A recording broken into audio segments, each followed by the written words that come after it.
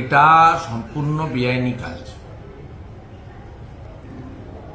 এবং পুলিশের যে নিজস্ব হ্যান্ডবুক আছে, ট্রেনিং এর যে রুলস আছে, সেটাকে ভায়োলেশন করা হচ্ছে।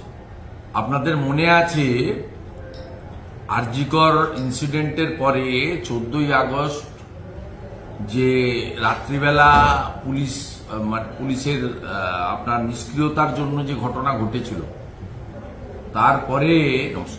তারপরে আপনার একটি মহিলা পুলিশের ছবি কলকাতা পুলিশ এবং রাজ্য পুলিশের হ্যান্ডেল থেকে দেওয়া হয়েছিল।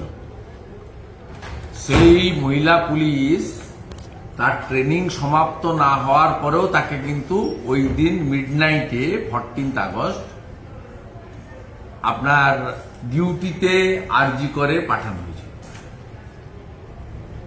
আমি তো ছবি দিয়ে প্রমাণ করেছি, তার উত্তর কলকাতা পুলিশ রাজ্য পুলিশ দিতে পারেনি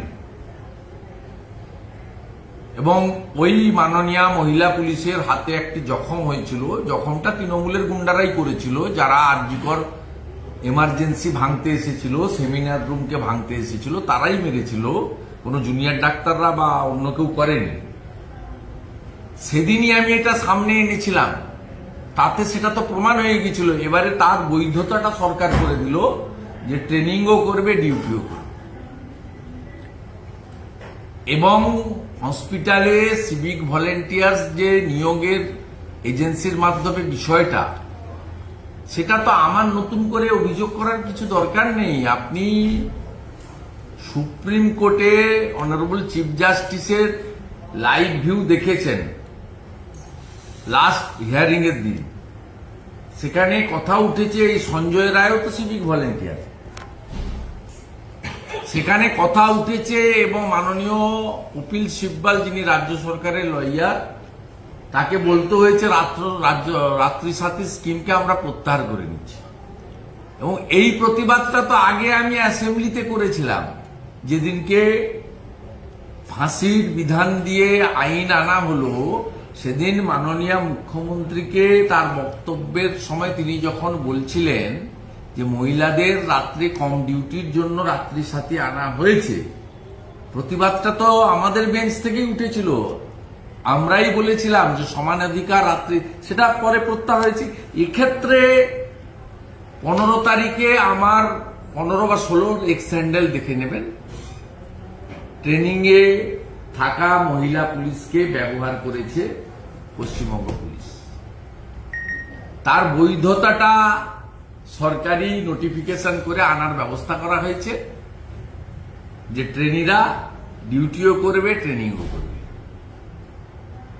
আমি ট্রেনিদের বলবো, তাদেরও ঐক্যবদ্ধ হয়ে প্রতিবাদ করার অধিকার রয়েছে।